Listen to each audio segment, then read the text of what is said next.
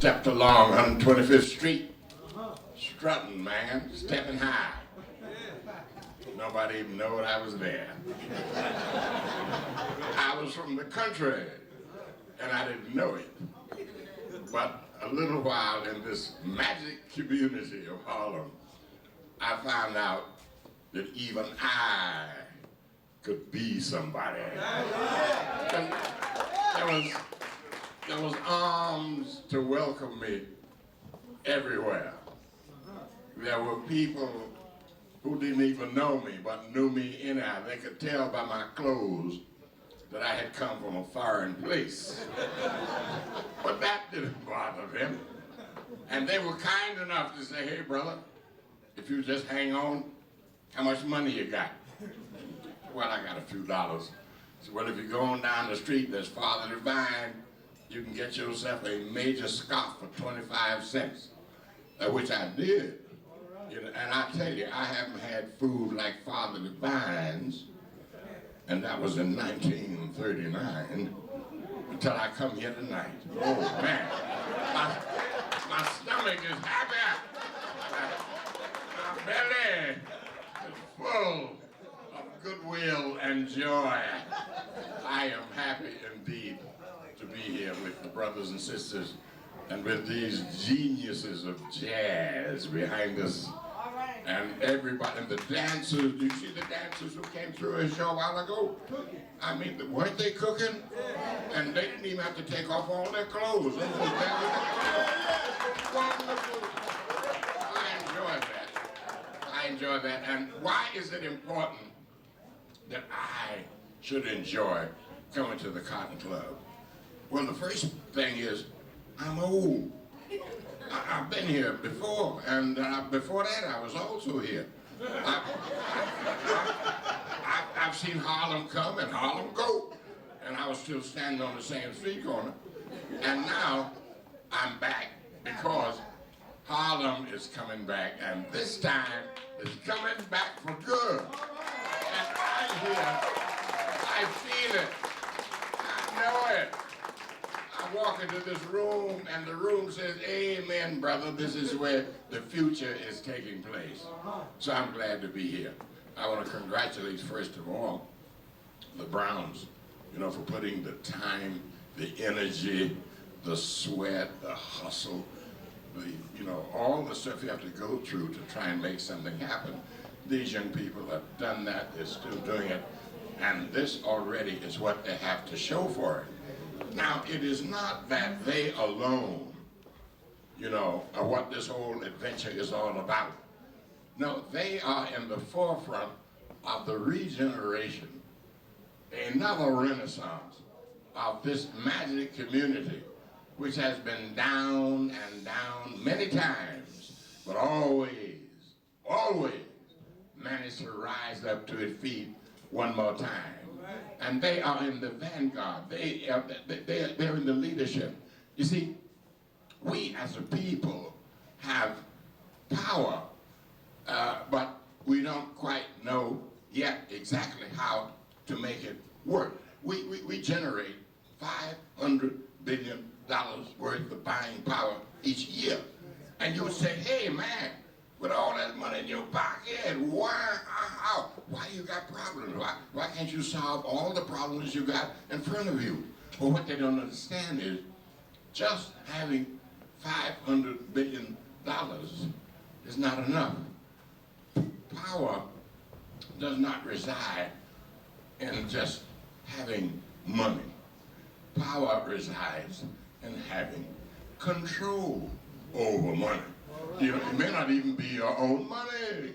No, but you have to control it. And one of the big problems we face in our community right now, things are happening. New houses being built, new institutions established, new stores along 125th Street. We see new things going up all the time. And we wonder now, how much of that is us? And how much is that is not us? So whenever somebody comes along who puts their imprimatur, who puts their investment, who say this is not only for me, but for my children and my community and my people, we have to come out and say, hey, you are on the right track. I want to help you. I'm glad to see you here. This is what we've needed all the time. It is in these business ventures, these entrepreneurs, that we have the hope of establishing a future for us and for our children. And if we don't support them, if we don't help make it happen, if we don't establish for ourselves in this country some place where we can stand secure, one day the boat may come to 125th Street and somebody might march us under the boat and send us to some other country. I don't want to go. This is home to me. But I need somebody to make sure that home is a working proposition, that home is a black proposition. I'm not against white, you know, I'm not against blue, pink, brown, or whatever, but I want my own people to own, want my own people, you know, to make things happen. And this is what is happening here. And I'm glad to be a host. I think that's what I am tonight. When they said the food was free, I didn't listen anymore. If they wind up saying, we meant you had to wash the dishes, I'll do that too, but it really does the old man and his heart quite good. Normally, you know, when she's up to it, Ruby would be with me tonight, but you see me here by myself. And although people think that we are rich and powerful, Ruby and me, that ain't so. I mean, we just got one tuxedo between us. And this was Ruby's night to wear it. And this stuff here. But Ruby's downtown at Madison Square Garden doing something with the Emmy people and stuff like that, which is nice. They invited me to come down. And I said, y'all want me to come to the Emmys? They said, yes. I said, y'all got fried chicken? They said, what's that? I said, you got collard greens? What's that? I said, you got sweet potatoes? And they didn't seem to have any of the things that my soul needs. So I said, no thanks. I said, Ruby, you go. I'll go to the Cotton Club. I know things are happening that I'm looking forward to seeing. But I'll tell you what I'm going to do. I love Ruby. I respect her. She's a nice woman. And she'll lend me money, too. You know, so what I'm going to do, I'm going to take a little pan full of the goodies home with me. And that will be her introduction. I bet you the first thing tomorrow morning we'll both be knocking on the door. Say, y'all open yet? You got any of them chicken legs like you had last night? So we'll be coming back, and we'll be coming back, and we'll be coming back. We're going to tell all our friends of the magic thing that is happening here at the Cotton Club, where Harlem is being reborn. Now, I have to thank tonight a young man, you know, whom I've known for a long time. Calvin Anderson over here is one of the young people in my life that I have known for a long time, and it is Calvin who helps keep me in contact with the coming generation. Calvin has ideas about how we're going to empower our young people, new ways, new paradigms for educating them, new ways for leading them to a fuller understanding of how we got to change things in this century so that we can make the most of our opportunities. Calvin is dealing with the empowerment of our young people, and that is what I am truly interested in. So I think we ought to give Calvin a big hand. His lovely wife. Where's your wife? That will be. Would you mind standing, madam? Calvin's wife. Yeah, I am that, yes. And I'm happy. And I've met the Browns, and I met that young man who was the MC for just one number. Mr. Brown, that cat was sharp. You notice that? Wee!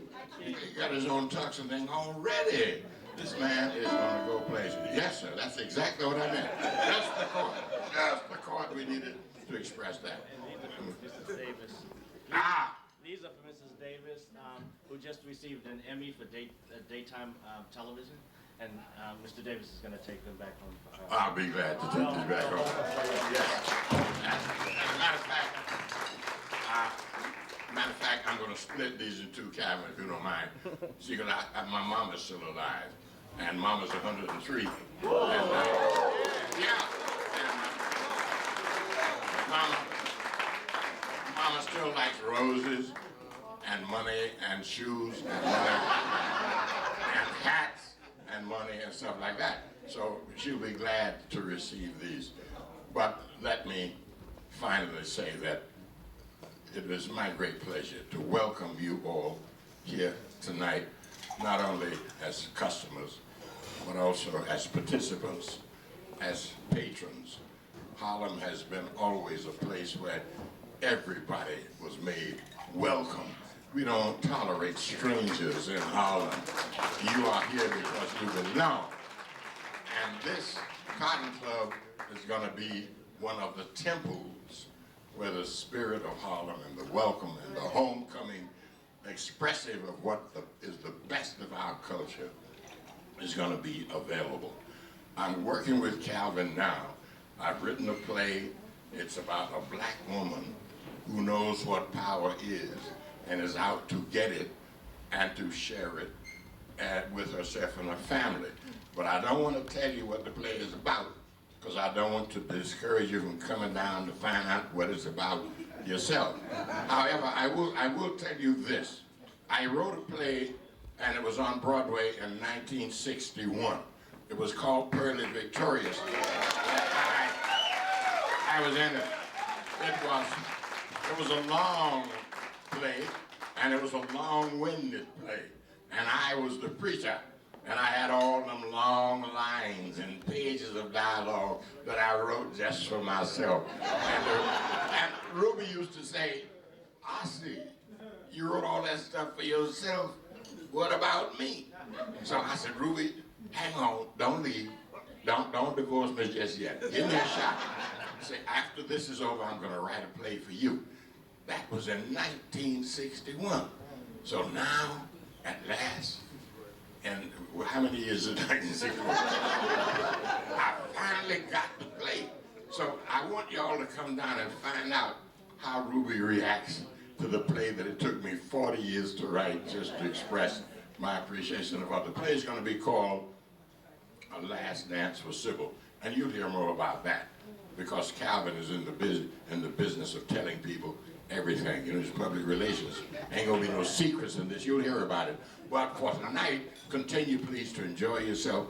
And I think you should give a special hand to these magnificent musicians who haven't forgotten that we built our power on music. Yes, sir. And here's the dancer. I saw one of them dancers had gray in his beard, but he was jumping. I didn't bother him. It don't bother me either. It's a pleasure to be here with these fellow artists in this sacred hallowed place. Thank you. We want to take the time, Mr. Davis, and introduce Judge Jackson. Let's give him a round of applause. He's running for office. Let's give him a round of applause.